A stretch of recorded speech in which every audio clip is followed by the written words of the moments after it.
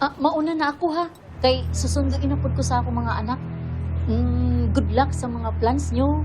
And thank you for the free coffee. No, you're very welcome, Miss Sutherland. And thank you too. Bye, Marge. Oh, ako na maghatid sa inyo. Yun ba? Sige. Bye. Really, Marge? What are you doing here? Paano mo nalaman na nandito ako?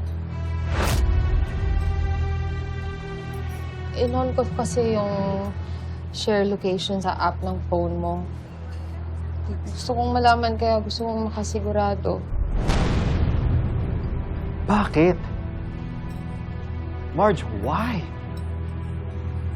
Bakit kailangan mong gawin yun? Bakit kailangan mong pakialaman yung phone ko? Kasi natatakot ako, Paolo. Ilang araw ka nang napaka-cold sa akin. Hindi mo ako kinakausap, hindi mo ko tinitingnan. Akala ko nagloko ka.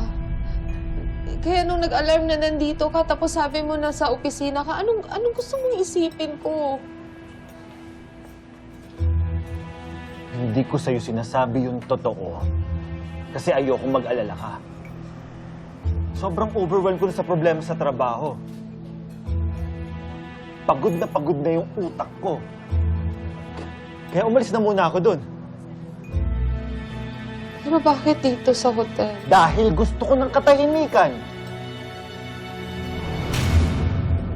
Kaya ako pumunta dito dahil gusto kong uminom. Gusto kong maglasing. Gusto kong makalimot sa lahat ng stress ko. Tapos bigla ko makikita si Mrs. Sutherland. Hindi ko naman alam na dito rin pala siya nag-i-stay. Pero ikaw, dinisrespect mo yung privacy ko. At pinagdudahan mo ko.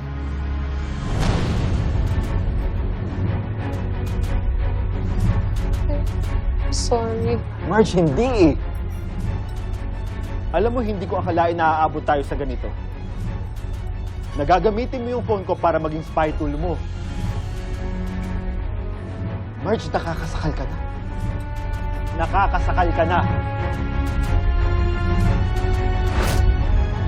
Saka na tayo mag-usap.